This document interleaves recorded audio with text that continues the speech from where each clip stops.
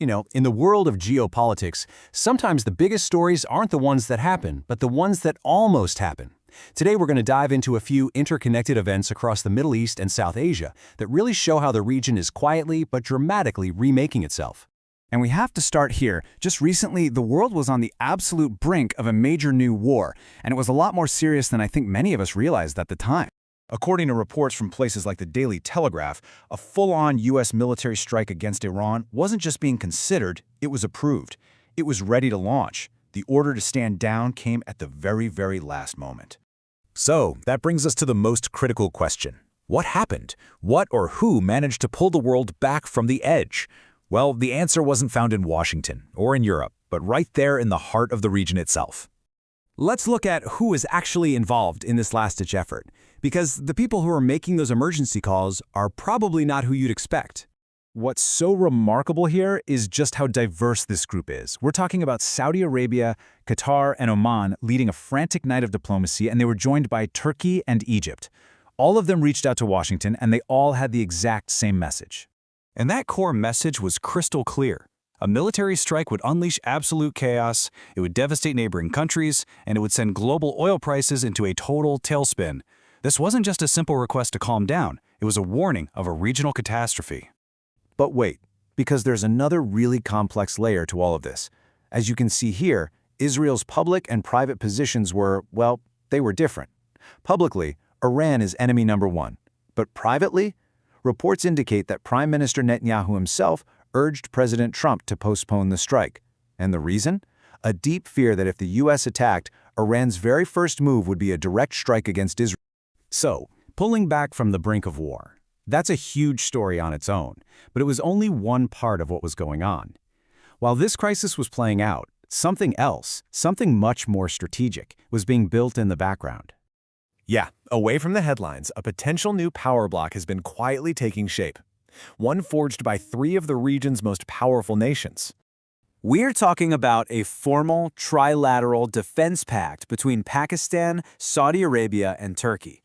Now, this isn't just some trade deal. This is a mutual security guarantee, the kind that could fundamentally change the strategic balance of power in the entire region. And this didn't just happen overnight. It actually started with a defense agreement that already existed between Pakistan and Saudi Arabia. For the last year, Turkey has been brought into these really intense negotiations, and all of that has led to a formal draft agreement that's now being passed between Islamabad, Riyadh, and Ankara. When he was asked about this, the Turkish Foreign Minister Hakan Fidan basically confirmed the talks, and he laid out the goal in really clear terms. It's all about building regional trust to solve regional problems and to push back against the kind of instability that's so often caused by outside interference. So, you might be asking, why this sudden push for regional alliances and self-reliance? Well, a big part of the answer lies in the deep instability that's simmering right next door, where one of the newest regimes in the region is already showing some serious signs of cracking. Yeah, this whole drive for new alliances is being fueled by a fear of instability spilling over borders. And a perfect example is the deep ideological power struggle that's happening right now inside the Afghan Taliban.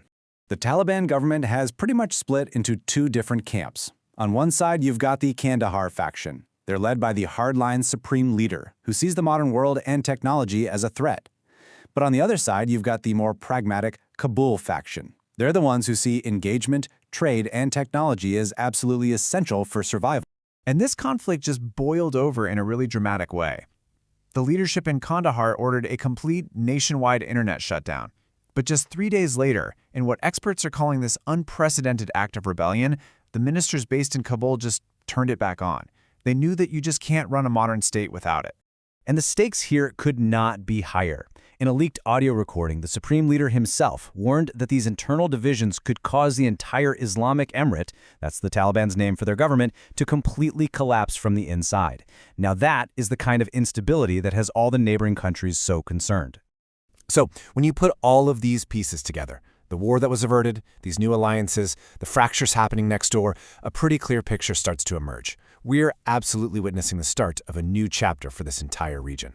So here's the big picture. A catastrophic war was stopped by local actors, not global superpowers. And those same actors are now building your own security frameworks because they're motivated by the instability right on their borders.